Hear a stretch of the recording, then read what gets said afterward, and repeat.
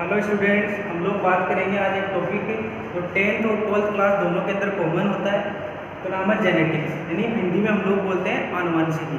यानी जेनेटिक्स जो थी उसको अपन डिटेल से पढ़ने वाले हैं। जेनेटिक्स को जेनेटिक्स यानी इसमें 2 वर्ड्स आते हैं, आपको ध्यान में रखने। एक तो है हेरिडिटी और एक होता है वेरिएशंस। यानी हेरिडिटी एंड वेरिएशन, इन दोनों को वर्ड को अपन मिलाते तो एक वर्ड बनता है जेनेटिक्स। जैसे हेरिडिटी का मतलब क्या होता है, आप लोगों ने सेल पढ़ी होगी कि कोई पर्टिकुलर सेल है, सेल के पास में ये न्यूक्लियस है और न्यूक्लियस के पास में क्या होता है genetic material. Genetic material like DNA, RNA. Mainly DNA को हम लोग जेनेटिक कैरेक्टर या जेनेटिक मटेरियल कंसीडर करते हैं। यहाँ पर एक सेल थी, सेल के पास में न्यूक्लियस है और न्यूक्लियस के पास में क्या होता है जेनेटिक मटेरियल। और ये जेनेटिक मटेरियल जो होता है वो 1 generation to next generation transfer होता है। यानी हम लोग ह्यूमन बींग्स की बात कर लें तो ह्यूमन बींग्स के अंदर जो रिप्रोडक्शन की प्रोसेस होती है उसके अंदर जो जर्म सेल्स होती हैं अपने गोनेड्स में, गोनेड्स लाइक टेस्टीज, ओवेरीज की बात करें तो उनके अंदर जो जर्म सेल्स होती हैं उनके अंदर क्या होता है मेल की बात करें तो स्पर्म्स का फॉर्मेशन होगा और फीमेल की हम लोग बात करें तो ओवम या ओवा का फॉर्मेशन होता है। ठीक है ना। तो वहाँ पर जो उन सेल्स के पास में जो जेनेटिक मटेरियल होता है वो 1 जनरेशन टू नेक्स्ट जनरेशन, या आप लोग ऐसे बोल सकते हो parental generation two of springs, जो ट्रांसफर होने की जो प्रोसेस है ना उसको हम लोग क्या बोलेंगे हेरिडिटी। यानी हेरिडिटी का मतलब क्या होता है, हेरिडिटरी करेक्टर या जेनेटिक करेक्टर जो होता है 1 generation to next generation transfer होगा, उसको हम लोग बोलेंगे हेरिडिटी। वेरिएशंस, वेरिएशंस कब जनरेट होते हैं उसको समझने के लिए यहाँ देख सकते हो आप लोग। रिप्रोडक्शन जो होता है वो मेनली 2 टाइप्स का होता है। एक होता है सेक्सुअल रिप्रोडक्शन, एक होता है asexual reproduction. Sexual reproduction and asexual reproduction. Sexual reproduction में क्या होता है 2 पेरेंट पार्टिसिपेट करते हैं और एसेक्सुअल रिप्रोडक्शन में सिंगल पेरेंट पार्टिसिपेट करता है। ठीक है। 2 पेरेंट यहाँ पर सेक्सुअल रिप्रोडक्शन में पार्टिसिपेट करेंगे तो उनमें एक तो होगा मेल और एक होगी फीमेल। मेल में क्या होता है मेल गेमेट यानी एमजी, मेल गेमेट का फॉर्मेशन होगा और फीमेल गेमेट के अंदर फीमेल गेमेट। मेल गेमेट को हम लोग बोलते हैं स्पर्म्स, फीमेल गेमेट को हम लोग बोलेंगे ओवा या फिर ओवम। ठीक है। और बाद में क्या होगी प्रोसेस होगी जिसको हम लोग बोलते हैं fertilization. Fertilization process. After fertilization a structure is formed is called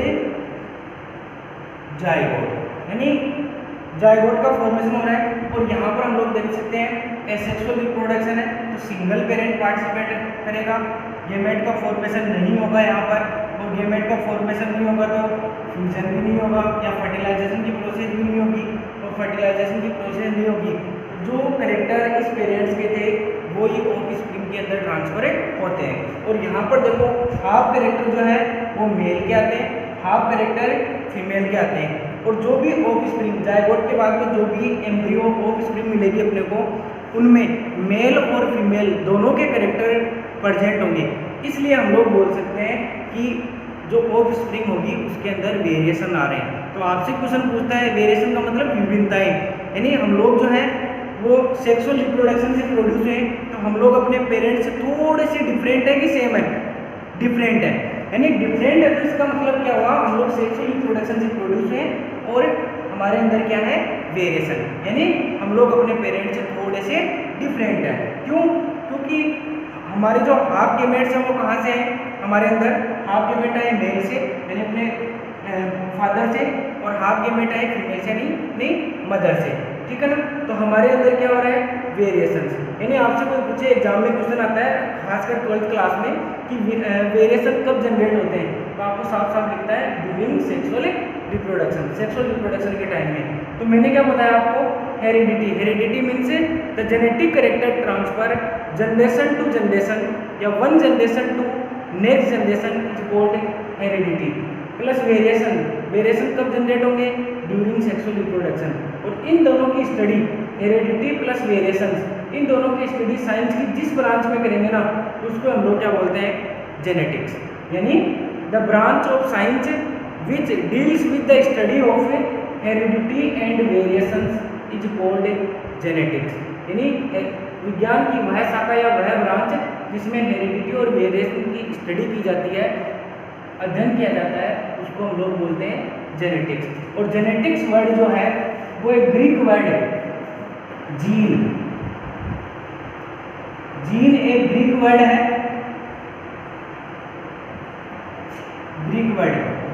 Greek word gene से क्या बना था, जेनेटिक्स। और जेनेटिक्स वर्ड का सबसे पहले जो यूज किया गया था वो एक साइंटिस्ट था, बेटसन, इन 1905। कई बुक्स के अंदर 1906 पे लिख रखा है, तो आप लोग देख लेना। वैसे तो आपको ध्यान रखना है 1905 ये करेक्ट है। यानी बेटसन नाम के साइंटिस्ट ने सबसे पहले जेनेटिक्स वर्ड का यूज किया था। और यहाँ पर हम लोगों ने, मैंने आपको बता ही दिया है, हेरिडिटी का मतलब क्या होता है, genetic character transfer one generation to next generation, या बोल सकते हो पेरेंट्स टू ऑफस्प्रिंग। और वेरिएशन कब जनरेट होंगे, ड्यूरिंग सेक्सुअल रिप्रोडक्शन। अब हम लोग यहाँ पर एक बुक ओपन करेंगे थोड़ी देर में। अभी बुक ओपन करने के बाद में आपको बुक जो है वो रीड करके बताएंगे कि ये जो सारी चीज़ें मैंने पढ़ाई हैं वो इसमें हैं। बुक के अंदर आपके 10th क्लास की जो बुक है उसके अंदर ये सारी चीज़ें दे रखी हैं। तो स्टूडेंट्स आप लोग यहाँ पर देख सकते हो चैप्टर नंबर 3 या 3 नंबर चैप्टर जो है वो जेनेटिक्स का है, क्लास 10th के अंदर।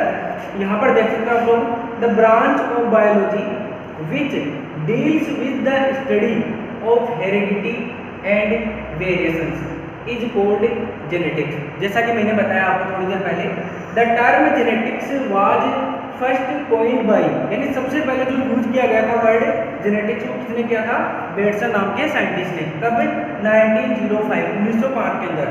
This term is derived from the Greek language word gene. यानी ये कहाँ से लिया गया था ये वर्ड, GENETICS, जेनेटिक्स। जेनेटिक्स यानी जीन वर्ड जो है ग्रीक लैंग्वेज का, वहां से लिया गया था जेनेटिक्स वर्ड। अब देखो आगे बढ़ते हैं हम लोग। During the process of sexual reproduction, sexual reproduction में कितने पेरेंट्स पार्टिसिपेट करते हैं, 2 पेरेंट पार्टिसिपेट करते हैं। तो मैंने क्या बोला है, during the process of sexual reproduction, यानी सेक्सुअल रिप्रोडक्शन के प्रोसेस के दौरान वेरियस कैरेक्टर्स, यानी डिफरेंट कैरेक्टर्स आर ट्रांसमिटेड, यानी ट्रांसमिटेड का मतलब ट्रांसफर होते हैं फ्रॉम जनरेशन टू जनरेशन, यानी एक जनरेशन से दूसरी जनरेशन में, बाय गेमेट्स, यानी गेमेट्स के थ्रू, युग्मकों के through. These characters are known as hereditary characters. इन कैरेक्टर्स को हम लोग क्या बोलते हैं, हेरिडिटरी कैरेक्टर्स। उसके बाद में आगे देखना, the transmission of hereditary characters from parental generation to offspring is called as heredity. यानी हेरिडिटी का मतलब क्या होता है, the transfer of hereditary characters parental generation to next generation, या बोल सकते हो offspring is called as heredity. और हेरिडिटी वर्ड जो था वो सबसे पहले किसने यूज किया था, एक साइंटिस्ट है स्पेंसर। स्पेंसर नाम के साइंटिस्ट ने सबसे पहले हेरिडिटी वर्ड को यूज किया था 1863 में। The term heredity was coined bye या यूज्ड बाय बोल सकते हो स्पेंसर 1863। अब देखो वेरिएशन की बात करें हम लोग, तो वेरिएशन मैंने आपको बताई है, ड्यूरिंग सेक्सुअल रिप्रोडक्शन वेरिएशन अकर। यानी अभी थोड़ी देर पहले मैंने आपको बताया था कि सेक्सुअल रिप्रोडक्शन के दौरान या ड्यूरिंग सेक्सुअल रिप्रोडक्शन क्या होते हैं, क्या जनरेट होते हैं, वेरिएशन जनरेट होते हैं। उसके बाद में देखना आगे, ड्यूरिंग सेक्सुअल रिप्रोडक्शन वेरिएशंस अकर अमंग इंडिविजुअल्स, यानी इंडिविजुअल्स होते हैं या ऑफस्प्रिंग जो होती है उनके अंदर वेरिएशंस आते हैं of the same species due to crossing over during meiosis. देखो ड्यूरिंग मियोसिस, मियोसिस का मतलब होता है जो डिविजन्स होते हैं या सेल डिवाइड होती है, 2 टाइप से हो सकती हैं। एक तो होता है माइटोसिस। माइटोसिस का मतलब क्या होता है, क्लास में मैंने आपको बताया था, 1 cell divide into daughter cells. And meiosis, meiosis means क्या होता है, 1 cell divide into 4 daughter cells and the number of chromosomes are same. Sorry, meiosis में नंबर ऑफ क्रोमोसोम हो जाएंगे हाफ, एंड माइटोसिस में नंबर ऑफ क्रोमोसोम क्या रहेंगे, same. और माइटोसिस का मतलब क्या होता है, 1 cell divide into 2 daughter cells. तो उसमें एक प्रोसेस आती है, मैंने आपको बताया था क्रॉसिंग ओवर। क्रॉसिंग ओवर क्या होता है,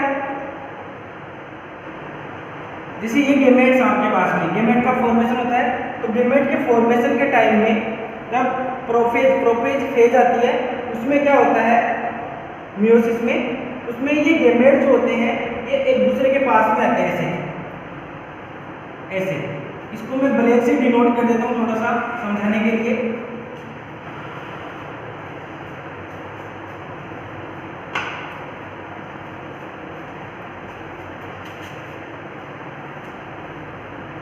तो उस टाइम क्या होता है, कुछ करेक्टर जो होते हैं वो इसके ऊपर ट्रांसफर हो जाते हैं, इसके ऊपर ट्रांसफर हो जाएंगे, इस वाले के इसके ऊपर और इस वाले के इसके ऊपर। तो क्या बनेगा यहाँ पर आप लोग देख सकते हो,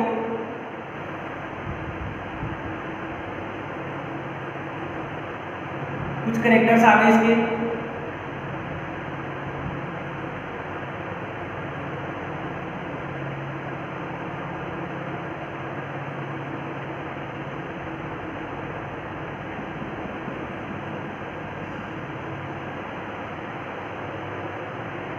यहाँ पर कुछ करेक्टर्स आ गए। ये जो प्रोसेस होती है ना उसको हम लोग क्या बोलते हैं, मियोसिस के अंदर ये प्रोसेस होती है उसको हम लोग बोलते हैं क्रॉसिंग ओवर, है ना। उसके बाद में हम लोग पढ़ने वाले हैं मेंडलिज्म। यानी मेंडलिज्म का क्या मतलब है अभी देखेंगे।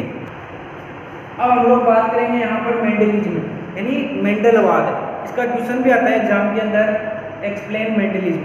ये चैप्टर जो है वो 10th क्लास के अंदर 4 मार्क्स का आता है। तो इसके जो 2 क्वेश्चंस रहते हैं 2 + 2 = 4 मार्क्स के लिए, एकदम सिंपल है, आप लोग इजीली इसको समझ सकते हो। घर पे बैठ के बुक जो है आप लोग बुक परचेज कर लेना।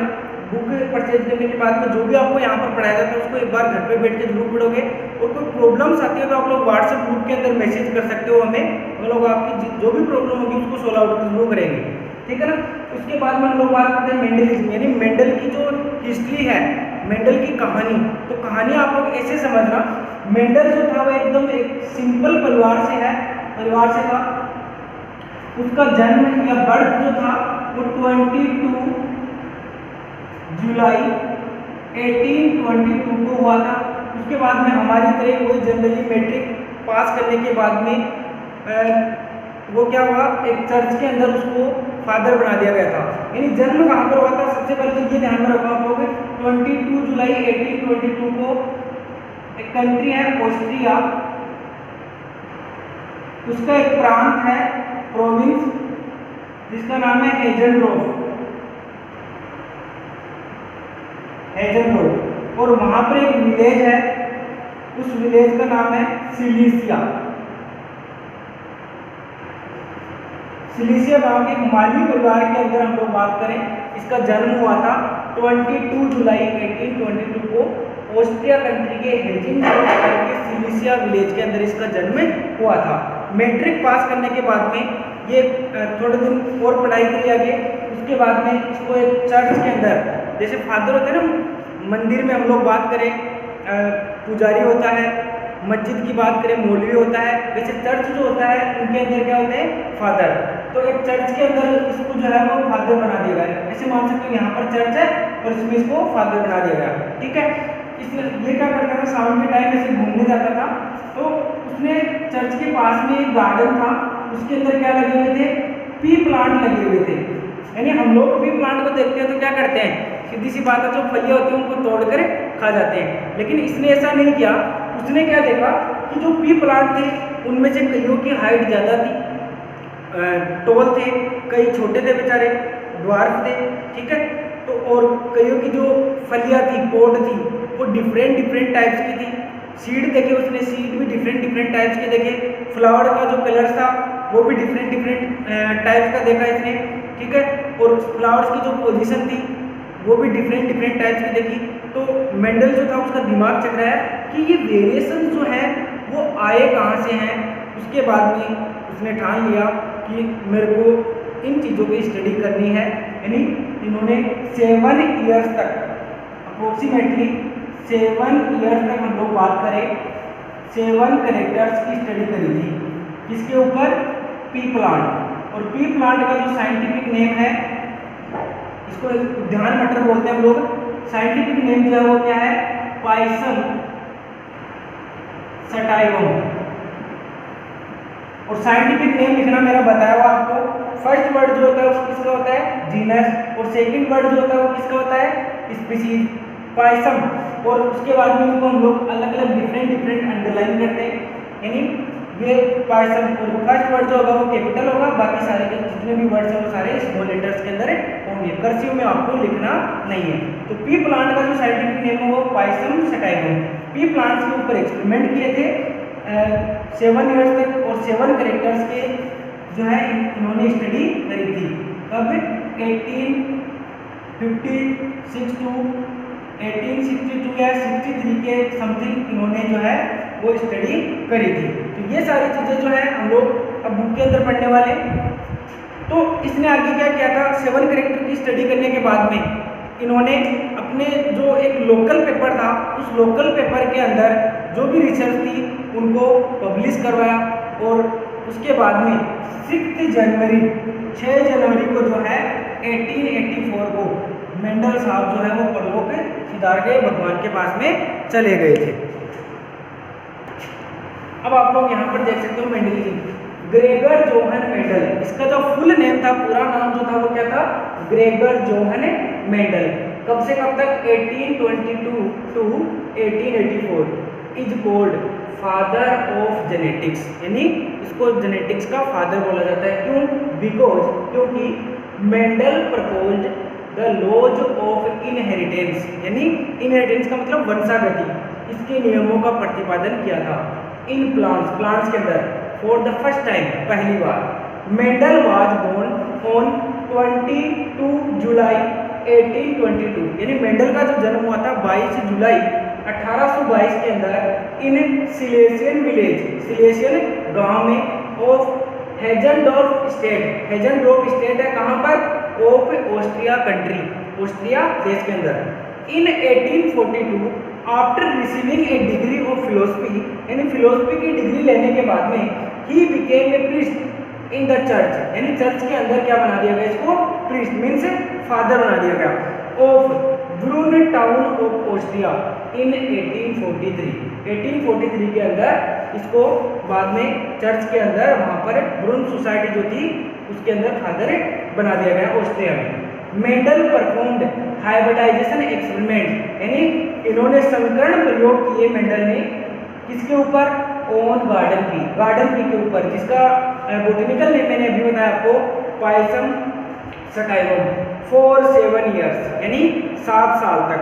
कब से, 1856 टू 1863। उसके बाद में इन 1865, यानी एक्सपेरिमेंट कंप्लीट करने के बाद में इन 1865 में the findings of these experiments were presented in the form of a research paper to the Brunn Society of Natural History. Brunn Society of Natural History के सामने इन्होंने अपने जो भी एक्सपेरिमेंट थे वो प्रेजेंट किए। उसके बाद में आप लोग आगे देख सकते हो, इन 1866 these experiments were published in the society's annual proceedings entitled experiments on hybridization, यानी उसके बाद में इसके जो एक्सपेरिमेंट थे वो पब्लिश किए गए, जिनकी हेडिंग क्या थी, जिस पेपर के अंदर हेडिंग क्या थी ना, बम धमाके में इतने लोग मरे, या ट्रेन हादसे में इतने लोगों की मौत, या यहाँ पर ये सारी चीज़ें, अभी जो कोरोना चल रहा है उसके बारे में इतने केसेज आए, इतने ठीक हुए हैं, है ना, पॉजिटिव नेगेटिव जो भी है वो सारी चीज़ें आती रहती हैं। तो इसका जो हेडिंग थी वो क्या थी, एक्सपेरिमेंट्स ऑन प्लांट हाइब्रिडाइजेशन। आपको ये ध्यान में रखना है, on the basis of the result of these characters, these experiments on garden pea Mendel propounded, Mendel propose the laws of inheritance, यानी मेंडल ने अपने इनहेरिटेंस या वंशागति के जो नियम थे वो दिए, which are also known as Mendelism, इसे हम लोग क्या बोलते हैं, मेंडलिज्म। उसके बाद में मेंडल डाइड ऑन 6 जनवरी 1884, यानी 6 जनवरी 1884 को जो है मेंडल साहब कहाँ पर पधार गए, भगवान के पास में चले गए। ठीक है, उसके बाद में एक चीज़ और दे रखी है आपको, वो क्या, रीजन्स फॉर मेंडल सक्सेस, यानी मेंडल के सक्सेस होने के क्या रीजन थे क्या कारण थे कि मेंडल सक्सेस हुआ, तो उसका यहाँ पर आप लोग देख सकते हो, Mendel studies the inheritance of one character eight A time, यानी एक टाइम में इसने एक ही कैरेक्टर की स्टडी करी। मैंने थोड़ी देर पहले आपको बताया कि 7 इयर्स तक 7 कैरेक्टर की स्टडी करी, तो एक टाइम में कितने कैरेक्टर की, ओनली 1 कैरेक्टर की स्टडी करी। जैसे आप लोग मान लो आपके पास में मैथ की बुक है, साइंस की बुक है, एसएसटी की बुक है, संस्कृत की बुक है, और भी जो भी हिंदी वगैरह आपकी सब्जेक्ट चलती है, इन सब की 6 सब्जेक्ट्स हैं। उन 6 सब्जेक्ट्स को आप लोग एक साथ पढ़ सकते हो क्या? बिल्कुल नहीं पढ़ सकते। तो एक टाइम में सिर्फ और सिर्फ एक ही सब्जेक्ट को पढ़ सकते हो, एक साथ सारे सब्जेक्ट को नहीं पढ़ सकते। तो ऐसा ही मेंडल ने दिमाग लगाया, क्या, एक टाइम में एक ही कैरेक्टर की स्टडी करी। तो यहाँ पर क्या लिख रखा है आपके पास में, मान लो क्वेश्चन आ जाता है कि वाई मेंडल सक्सेस, यानी मेंडल सक्सेस क्यों रहा, तो इसकी रीजंस क्या है, Mendel studies the inheritance of one character eight A time, यानी एक टाइम के अंदर एक ही कैरेक्टर की स्टडी करी।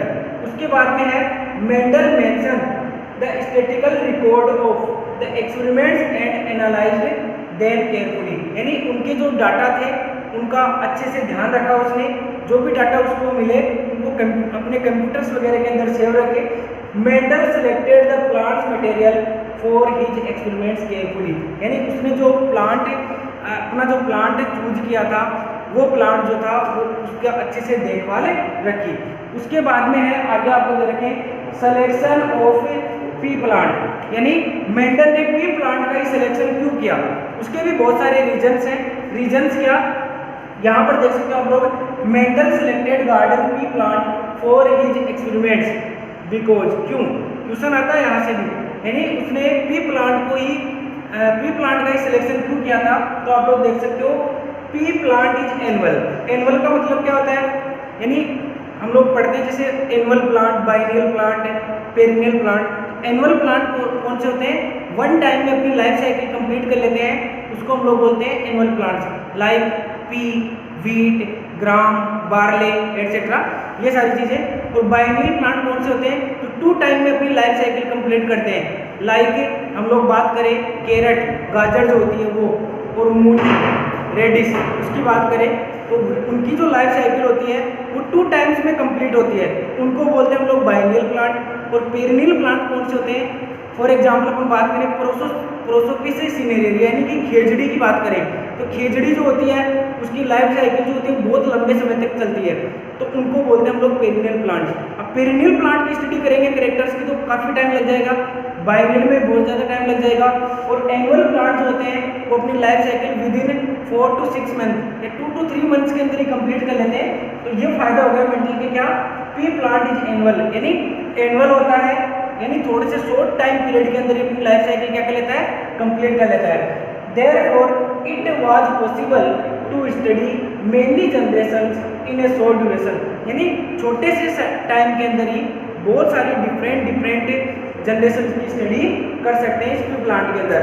सेकंड नंबर है, it was easy to get pure line और homozygous plants by self pollination because of bisexual flowers, यानी ये प्लांट जो है इसके पास में क्या होते हैं, बाइसेक्सुअल फ्लावर। बाइसेक्सुअल का मतलब क्या होता है, मेल और फीमेल पार्ट जो होते हैं वो दोनों एक ही प्लांट, एक ही फ्लावर के पास में होते हैं, उसको हम लोग बोलते हैं बाइसेक्सुअल फ्लावर।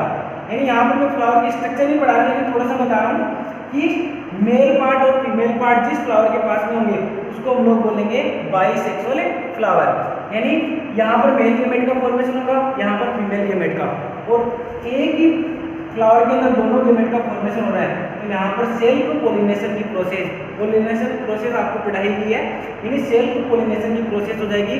और सेल्फ पोलिनेशन की प्रोसेस हो रही है तो उसमें जो कैरेक्टर्स आ रहे हैं ना वो सेम प्लांट के आ रहे हैं, सेम ही फ्लावर के आ रहे हैं, इसलिए प्योर लाइन वेराइटीज ऑब्टेन हो जाएगी। यानी प्योर लाइन वेराइटीज का मतलब क्या है, प्योर लाइन वेराइटीज का मतलब ये होता है कि उसी प्लांट के कैरेक्टर नेक्स्ट जनरेशन के अंदर ट्रांसफर हो।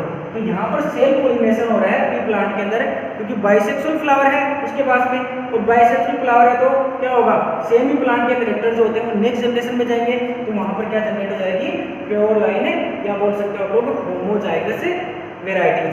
तो यहाँ पर आप पढ़ सकते हो, it was easy to get pure line और homozygous plants by self pollination because क्यों वो बाइसेक्सुअल फ्लावर्स, यानी इसके जो फ्लावर्स होते हैं वो कैसे होते हैं बाइसेक्सुअल। उसके बाद में 2 पॉइंट और हैं। थर्ड पॉइंट क्या है आपका, वो ये है artificial cross pollination can be easily done by emasculation technique. देखो सबसे पहले ये वर्ड देखो आप लोग, इमेस्कुलेशन का मतलब क्या है देखना। जैसे यहाँ पर मैंने थोड़ी देर पहले आपको बताया कि इसके पास में बाइसेक्सुअल फ्लावर होते हैं और बाइसेक्सुअल फ्लावर के अंदर मेल और फीमेल दोनों हैं। तो इमेस्कुलेशन का मतलब ये होता है जो मेल पार्ट होता है ना उसको मैच्योर होने से पहले अपन क्या कर देंगे, रिमूव कर देंगे।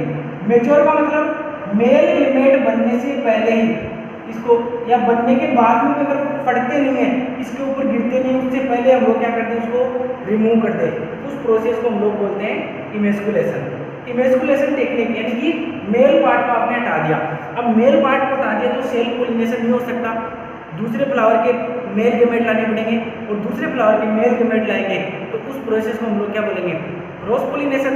तो हम लोग जो है यहाँ पर क्या लिखा है, आर्टिफिशियल क्रॉस पॉलिनेशन। आर्टिफिशियल का मतलब आर्टिफिशियल तरीके से हम लोग लेके आ रहे हैं क्रॉस पॉलिनेशन, दूसरे फ्लावर से मेल गैमेट लेके आ रहे हैं। कैन बी इजीली डन, यानी हम लोग इजीली कर सकते हैं। कौन सी प्रोसेस है, बाय इमेस्कुलेशन टेक्निक, यानी कि मेल को यहाँ से रिमूव करके और दूसरे फ्लावर के या दूसरे प्लांट के फ्लावर के जो है मेल गैमेट यहाँ पर ला सकते हैं। उस प्रोसेस को हम लोग क्रॉस पॉलिनेशन बोल देंगे।